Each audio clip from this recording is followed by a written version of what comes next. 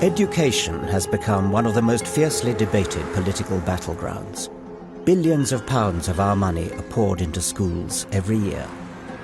But there's an aspect of education that is rarely questioned, a slow, creeping change in the makeup of our schools. 1/3 are now faith schools. I converted to Catholicism. For the sake of your child? For the sake of my child. If you come to our school, they're very much open minds. What we are trying to indoctrinate is a view that faith matters. Some say parents must be able to educate their child in their faith. Do you believe that parents have the human right to choose the education for their children or not? Others fear this is limiting and divisive. To separate yourself off from the rest of humanity is deeply, deeply tragic. Isn't it time for our society to rethink what is best for children? I want to explore the balance of rights between a parent's right to educate a child in their own faith and the children's rights to determine their own beliefs and approach the world with a genuinely open mind.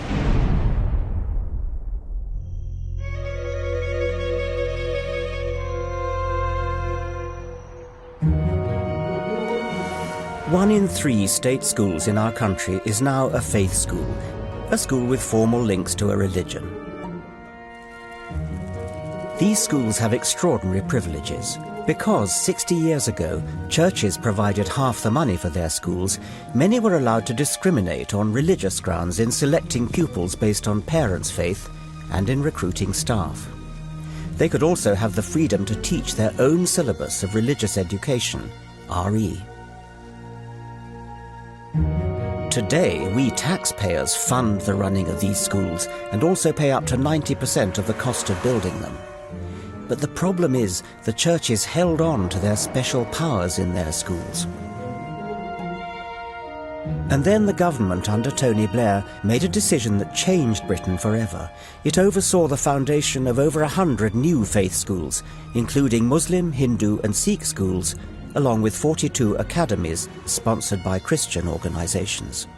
A big man for a big job. Charles Clarke's waited a long time for this. This man was Education Secretary under Blair.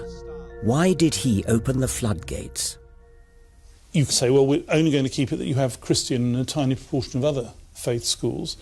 I think that leads you into serious risk of discrimination in relation to saying it's okay to have a Christian faith school, but for the sake of argument, not a Muslim faith school, which I think is not acceptable, and therefore you've got to have the same rule for all. I understand Charles Clarke's desire not to discriminate against minority religions. I agree we need one rule for all.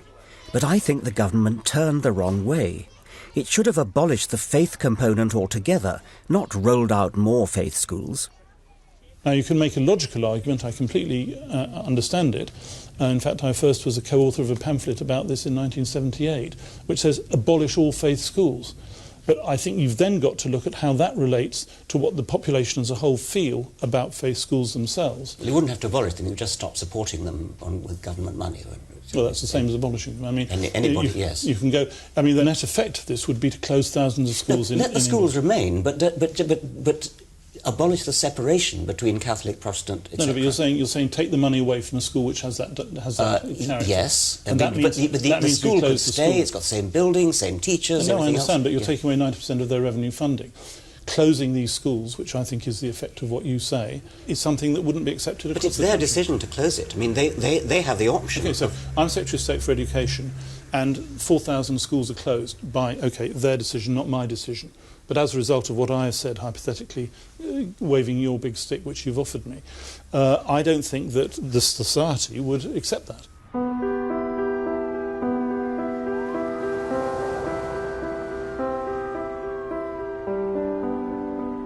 Having been a key player in this huge gamble with our country's education system, you'd hope there'd be more enthusiasm and conviction in Charles Clarke's backing for faith schools. In fact, we find he used to be against faith schools, and his main defence of them now seems to be that voters wouldn't agree to abolishing them. And I'm not at all convinced Charles Clarke is right about public feeling.